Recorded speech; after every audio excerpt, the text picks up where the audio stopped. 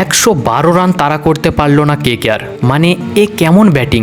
মঈন আলীকে বসিয়ে রাখা, তার ফল যেটা পাওয়ার সেটাই পেয়েছে কলকাতা নাইট রাইডার্স। প্লে অফের রাস্তা কি তবে কঠিন হয়ে গেল? আর মাত্র 7টা ম্যাচ বাকি, তার মধ্যে অন্তত 4টে ম্যাচে তো জিততেই হবে।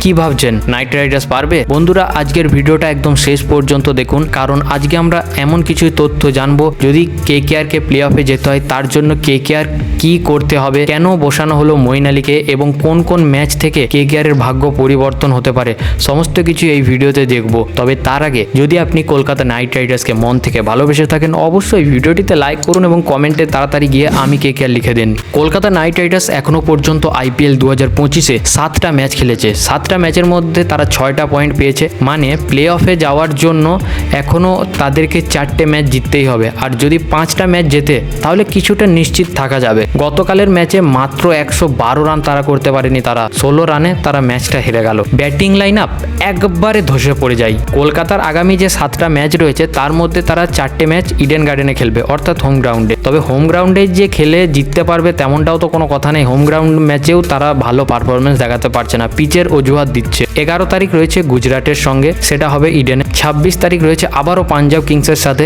এটা হবে পাঞ্জাব কিংসের উপযুক্ত জবাব যদি এই ম্যাচটাই পাঞ্জাবকে কলকাতা হারাতে পারে। 29 এপ্রিল দিল্লি ক্যাপিটালসের বিরুদ্ধে এই ম্যাচটা অ্যাওয়ে ম্যাচ রয়েছে, তাই দিল্লিতে গিয়ে খেলতে হবে। 4 মে রাজস্থানের বিরুদ্ধে, 7 মে রয়েছে চেন্নাই সুপার কিংসের বিরুদ্ধে। এই দুটি ম্যাচ রয়েছে ইডেন গার্ডেন্সে, অর্থাৎ হোম গ্রাউন্ডে। এবং 10 মে রয়েছে হায়দ্রাবাদের বিরুদ্ধে, 17 মে রয়েছে বেঙ্গালুরুর বিরুদ্ধে। এই দুটি ম্যাচ অ্যাওয়ে ম্যাচ, অর্থাৎ হায়দ্রাবাদ এবং বেঙ্গালুরুতে গিয়ে খেলতে হবে।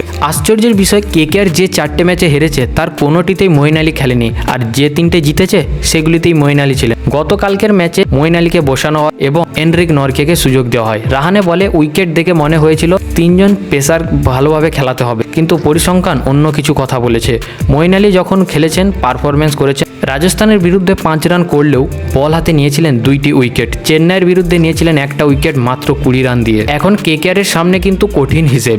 শেষ 7টা ম্যাচের মধ্যে তাদেরকে 4টে ম্যাচে জিততেই হবে। ঘরের মাঠের ম্যাচগুলো যদি তারা জিতে, অবশ্যই কিছুটা ঘুরে দাঁড়াতে পারবে। আর কম্বিনেশন, টস, উইকেট সব কিছু এবার ঠিকঠাক বুঝে নিতে হবে কিন্তু কলকাতাকে, না হলে প্লে অফে যাওয়ার স্বপ্ন থেকে এখানেই শেষ করতে হবে।